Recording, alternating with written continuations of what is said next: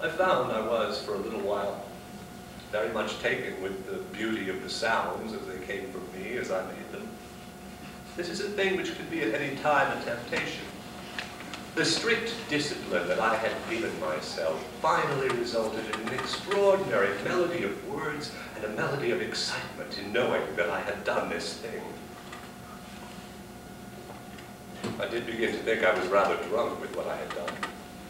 And I've always wanted to prefer being sober. I must be sober. It is so much more exciting to be sober, to be exact and concentrated and sober. So then, as I say, I began again. She had written a lovely book, but nobody took the lovely book. Nobody gave her money for the lovely book. They never gave her money, never, never, never. And they were poor and they needed money. Oh, yes, they did. So she went out. It was the spring, and she sat upon the grass with a little money in her pocket. And the cuckoo saw her sitting and knew she had little money. And it went up to her, close up to her, and sat upon a tree and said, "Cuckoo, cuckoo." And she said, "Oh, a cuckoo bird is singing to me, singing in a cuckoo tree, oh, singing to me." And the cuckoo sang, "Cuckoo, cuckoo," to her, and she sang, "Cuckoo, cuckoo," to it, and there they were singing cuckoo, she to it and it to her. Oh yes, the cuckoo. I am a cuckoo. I am not a clock, because a clock makes time pass, and I stop the time by giving mine, and mine is money and honey, and I bring money. If you listen to me, if when you hear me the first time in the springtime, hear me sing, and you have money, a lot of money for you in your pocket. If when you hear me singing and you have money jingling in your pocket, then you will be rich, all year rich. But if you hear me and you have not gone out with money jingling in your pocket, when you hear me in the spring, you will be poor, all year poor.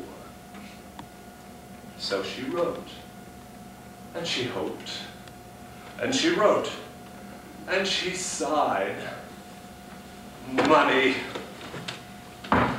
money, money! Everybody just now has to make up their mind. Is money money or isn't money money? The thing that differentiates men from animals is money. All animals have the same emotions in the same ways as men. Anybody who has a lot of animals around knows that. But the thing no animal can do is count, and the thing no animal can know is money. Men can count, and they do, and that is what makes them have money. But people who vote money do not think about money in that way when they vote it. Anybody who earns it and spends it every day in order to live knows that money is money. And anybody who votes money to be gathered in as taxes knows that money is not money. That is what makes everybody go crazy. But people who vote money, presidents and Congress, do not think about money when they vote it. The Queen was in the parlor, eating bread and honey. The King was in the counting house, counting out his money. It is awfully hard for anybody to think that money is money when there is more of it than they can count. I remember when my nephew was a little boy. He was out walking one day and he saw a lot of horses. He came home and he said, "Oh, Papa, I have just seen 1,000,000 horses." "1,000,000, said his father. "Well, anyway," said my nephew, "I saw 3. That came to be what we all used to say when anybody used numbers that they could not count. Well, anyway, 1,000,000 or 3. But that is the whole point. When you earn money and spend money every day, anybody can know the difference between 1,000,000 and 3. But when you vote money away, there really is not any difference between 1,000,000 and 3. So now everybody has to make up their mind.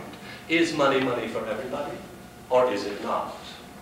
In short, if there was any way to make a government handle money the way the father of a family has to handle money, if only there was. The natural feeling of a father of a family is that when anybody asks him for money, he says no. Any member of a family, any father of a family knows all about that. So until everybody who votes public money remembers how he feels as a father of a family when he says no, when any member of the family wants money, until that time comes, there is going to be a lot of trouble. And some years later, everybody's going to be very unhappy. Once upon a time, there was a king. He was known as Louis XV. He spent money as they're spending it now. He just spent it and spent it and spent it. And then one day somebody dared say something to the king about it. Oh, he said, after me the deluge. It would last out his time, so what was the difference? When this king had begun his reign, he was known as Louis the Well-Beloved. And when he died, nobody even stayed around to close his eyes. So now please, everybody. When the Parliament was invented by England long ago, it was mostly done to keep the king from spending too much money. Since that time, every country has a Parliament. But who is there to stop the Parliament from spending too much money? And who is there to stop Congress from spending too much money? Everybody has to think about that now. Who is there to stop them? In America, where ever since George Washington, nobody can really imagine a king, who is there to stop Congress from spending too much money? So now please, everybody, please, is money money? And if it is, it ought to be the same, whether it is what the father of a family earns and spends, or a government. If it isn't, sooner or later there is disaster.